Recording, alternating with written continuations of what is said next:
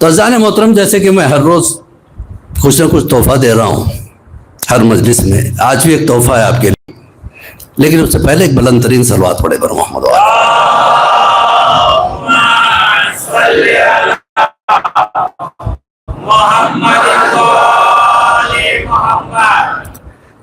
اس کا فائدہ کیا ہے؟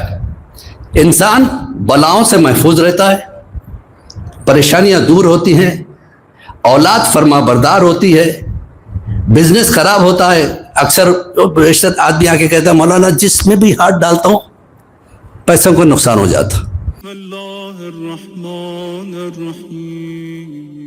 ایک سورہ فاتحہ کی گزارش ہے، ہدیہ جناب زین، جناب عبداللہ، جناب نون محمد۔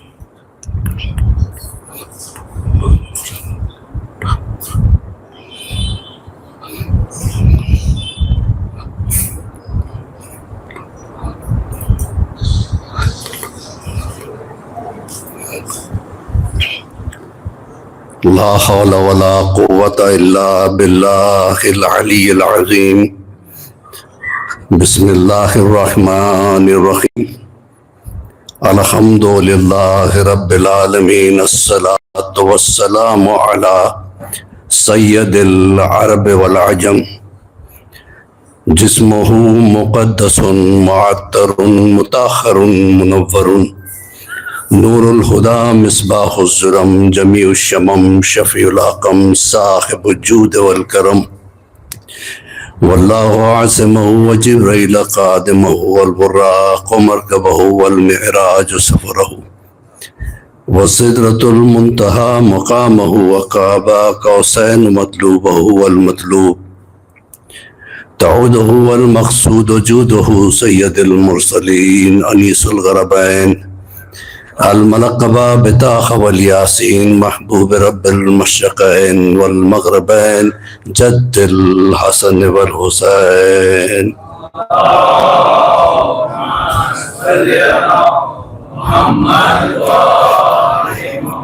المکی المدنی الخرشی الحاشمی، مولانا ابوالقاسم محمد۔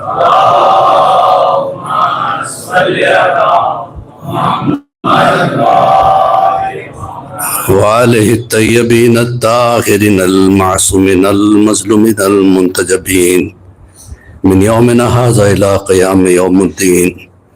اما بعد، فقد قال اللہ تبارک و تعالی فی محکم کتابہ المجید، وہو اصدق الصادقین وقولہ الحق۔ بسم اللہ الرحمن الرحیم۔ ان الملائکۃ یصلون علی النبی، یا ایہا الذین آمنوا صلوا علیہ وسلموا تسلیما۔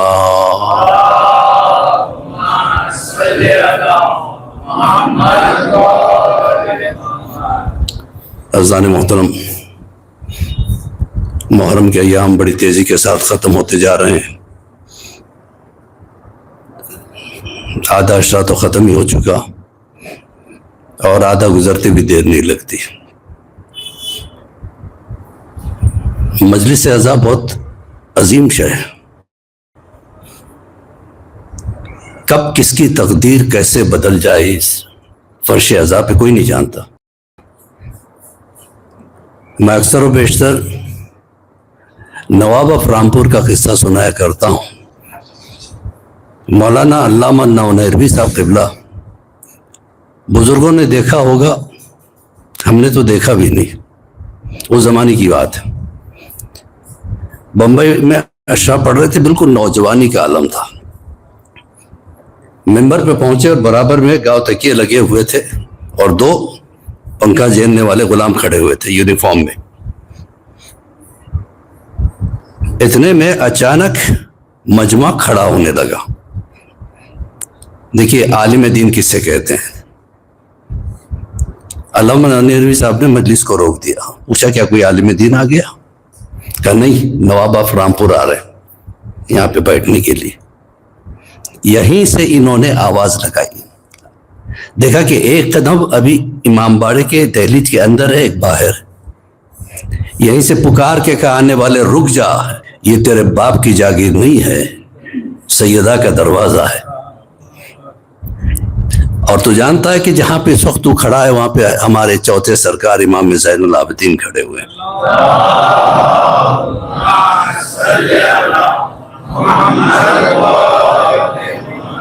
اس دن سے ان کی تقدیر بدل گئی. وہاں سے وہ کیا کیا کرتے تھے؟ آنے والوں کے جوتے اٹھاتے تھے، ریک میں رکھا کرتے تھے، اور کہا کہ اگر میں مر جاؤں تو امام باڑے کی دہلیز پہ دفن کر دینا، اور لوگوں سے کہنا عزاداروں سے کہ وہ اپنے جوتے میرے قبر پہ اتارا کریں. تو کس کی تقدیر کب بدل جائے، کب حسین کس کو بدل دے، نہیں کہہ سکتے. لہذا بڑے احترام سے آیا کریں. مجلس میں آئے تو بہت احترام کے ساتھ یہ سوچ کے آئے کہ سیدہ کے بزم میں جانا ہے، علی کے ساتھ بیٹھنے کے لیے جانا ہے. ایک صلوات پڑھے بر محمد و آل محمد.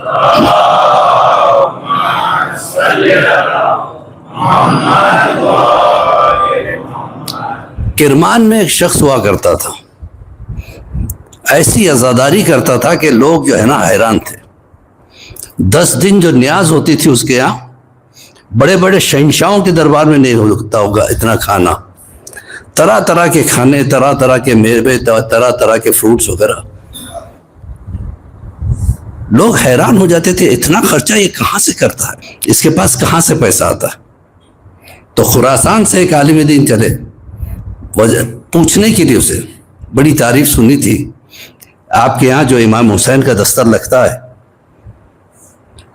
اس کی بڑی شان ہوتی ہے، آپ یہ بتائیے اتنا پیسہ آپ کہاں سے کماتے ہو؟ تو انہوں نے مسکرا کے کہا کہ مولانا میں نہیں جانتا کہ پیسہ آتا کیسا ہے اور خرچہ ہوتا کیسا ہے، یہ سب حسین کا دیا ہوا ہے اور حسین کی راہ میں کرتا ہوں. کہا کہ پھر بھی بتائیے آپ کے ساتھ کیا واقعہ ہوا؟ کہ میں لکڑیوں کا کام کرنے والا آدمی، اکثر ممبر بنا کے بیچا کرتا تھا. مجھے ایک ایسی بیماری ہو گئی جس کی وجہ سے ہاتھ پیر پھولنے لگے، اتنے سوج گئے کہ حرکت کرنا بند ہو گیا. ڈاکٹر نے کہا کہ اس کو بیڈ ریسٹ دے دو. تو بیڈ ریسٹ میں حالت یہ ہو گئی کہ 4 سال میں بیڈ پہ رہا، اور جب بھی محرم آتا میں روتا کہ میں عزاداری نہیں کر پا رہا ہوں. میں غریب سا آدمی تھا، میرے پاس زیادہ پیسہ وغیرہ کچھ نہیں تھا. ممبر بناتا اور بیچتا تو اس سے جو آتا اس سے جو ہے نا میرا گھر چلتا تھا. نتیجہ یہ ہوا کہ 4 سال مسلسل بیمار ہونے کے بعد میرے جسم میں کیڑے آ گئے. تو ڈاکٹر نے کہا کہ کوئی کچھ نہیں کر سکتا، تم بس انتظار کرو کہ موت جب بھی آ جائے تمہیں. تو موت کی دعا یہ نہیں کرتا، یہ کہتا کہ موت کی دعا وہ کرے جو حسین سے مایوس ہو. مجھے یقین ہے کہ ایک دن حسین مجھے دیکھیں گے ضرور، مجھ پر ترس کھائیں گے ضرور. یہاں تک کہ محرم کا زمانہ آ گیا. اب محرم آیا تو ماں نے میرا ساتھ، سب نے میرا ساتھ چھوڑ دیا. دیکھیے جب انسان مصیبت میں ہوتا ہے تب پتہ چلتا ہے کون ساتھی ہے، کون ساتھ چھوڑنے والا ہے. کہا کہ میری اولاد بھی میرے قریب نہیں آتی تھی کیونکہ مجھ میں بدبو آتی تھی. میری بیوی چھوڑ کے چلے گئی، بھائی بہن کوئی میرے پاس. ایک ماں میری خدمت ایسے کرتی جیسے میں بچہ ہوں. ماؤں کی قدر کیجئے، جب تک زندہ ہے قدر کر لیجئے، ورنہ جن کی مائیں گزر گئی ان سے پوچھئے. وہ کہتے کاش میں نے یہ کیا ہوتا، ماں باپ کے ساتھ یہ کیا ہوتا. وہ تمنا یا حسرتیں رہ جاتی ہیں. خوش نصیب ہے وہ جن کی ماں یا جن کا باپ زندہ ہے. تو ماں نے کہا کہ دیکھ آج 4 محرم آ گئی، آج میں جا رہی ہوں، 5ویں کی شب لگ گئی، یعنی آج کا دن جیسے، اور محمد کا تابوت اٹھنے والا ہے. میں جا کے دعا کروں گی تیرے لیے، زینب کو واسطہ دوں گی ان کے بچوں کا، اور میں دعا کروں گی انشاءاللہ، دیکھتے ہیں کیا ہوتا ہے. یہ کہتا ہے میں رو رہا تھا، میں بات کرنا چاہتا تھا، میری آواز بھی بند ہو گئی تھی. میری ماں چلی گئی، میں تنہا تھا. میں نے بڑے مشکل سے اپنی گردن کو ایک کھڑکی کی طرف گھمایا کہ شاید ادھر سے باہر سے کوئی پرچم گیا تو نظر آ جائے، کوئی علم گیا تو نظر آ جائے. منتظر تھا کہ علم گزرے اور میں دیکھوں. ایک صلوات پڑھے پر محمد و آل محمد. آئیے آگے آ جائیں.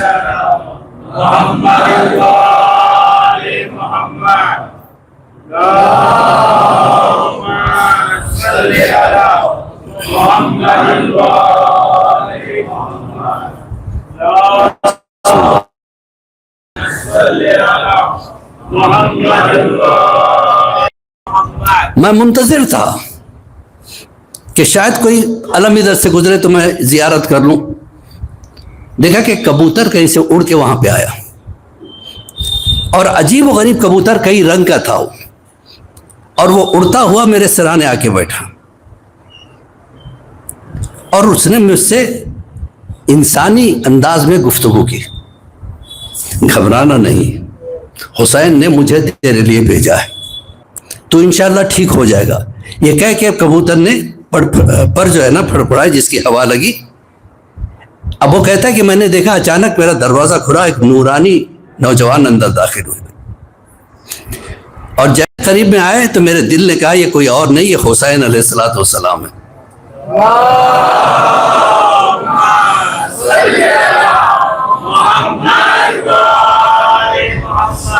انہوں نے آنے کے بعد میرے جسم پہ ہاتھ پھیرا، کہا اٹھ. میں اٹھ کے بیٹھ گیا. اب نہ میرے پاس بدبو تھی نہ وہ بیماری باقی رہی. میں خوش ہو گیا. خوش ہو کے ایک مرتبہ میں نے آقا کے قدموں کو پکڑ لیا، کہا کہ آقا کمان کیا مانگتا ہے؟ کہا نہیں، آپ جانتے ہیں میری حاجت کیا ہے. میں کچھ مانگنے والا نہیں ہوں، بس ایک تمنا ہے کہ ہر سال میں پہلا عشرہ اس انداز میں کروں کہ لوگ آ کے جو ہے نا اس میں پارٹیسپیٹ ہوں. تو وہ تاریخ اور آج کی تاریخ ایسا دستر بھیجتا ہے جو شہنشاہوں کے دربار میں نہیں ہوتا ہوگا. کہاں سے پیسہ آتا ہے کیا ہے مجھے کچھ نہیں پتا. تو عزیزان محترم، کب مجلس حسین کس کی تقدیر بدل دے کہہ نہیں سکتے.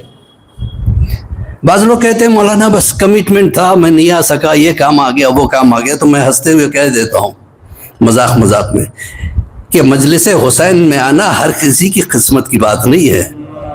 جس کے تقدیر میں سیدہ لکھ دے وہ آتا ہے. ایک صلوات پڑھے بر محمد و آل محمد.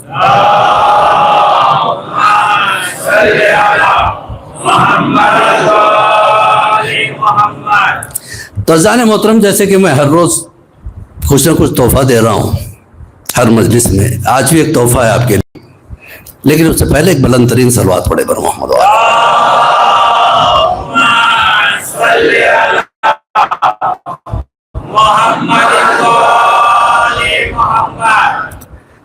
دیکھیے انسان پہ مصیبتیں کئی وجہ سے آتی ہیں.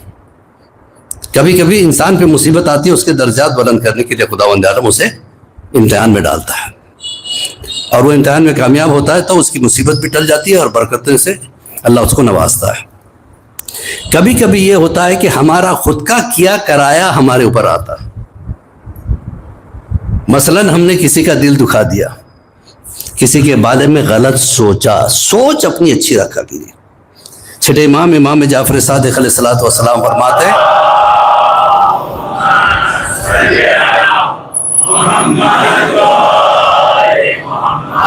اللہ دو فرشتوں کو انسان کے ساتھ پیدا کرتا ہے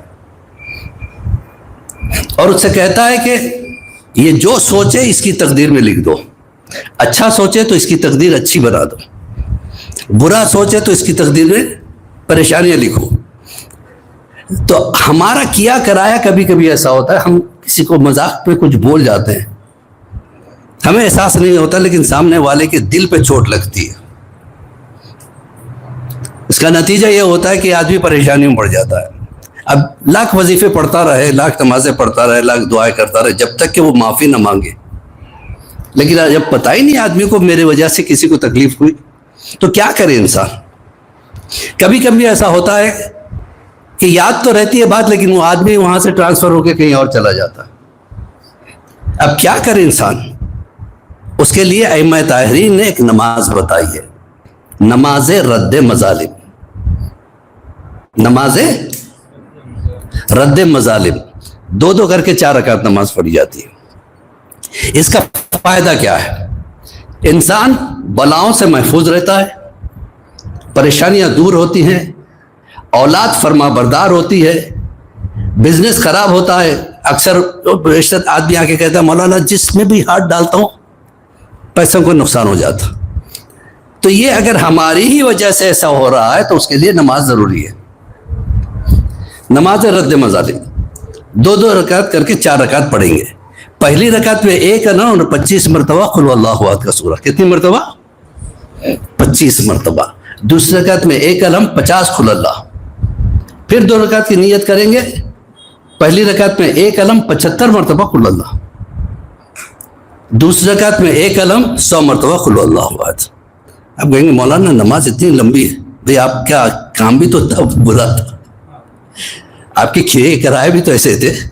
انسان میں فخر بڑی غلط چیز ہے۔ کبھی کبھی فخر کا جب شکار ہو جاتا ہے نا انسان، یہ میری فیکٹری ہے، یہ میرا دکان ہے، یہ میرا مکان ہے، یہ میری زمین ہے، یہ میرا بینک بیلنس ہے، یہ میرا بزنس ہے، یہ میرا بنگلو ہے، یہ میرے گاڑیاں ہیں، اور قدرت مسکراتی ہے باہر کی دنیا تیری کیسے ہوگی؟ جبکہ تیرے اندر کی دنیا تیری نہیں ہے۔ تیری سانس تیرے اشاروں پہ نہیں چلتی، تیرا دل تیرے اشاروں پہ نہیں دھڑکتا، تو یہ باہر کی دنیا کیسے تیری ہوگی؟ انسان ذرا تھوڑا سا آگے آ جائیے۔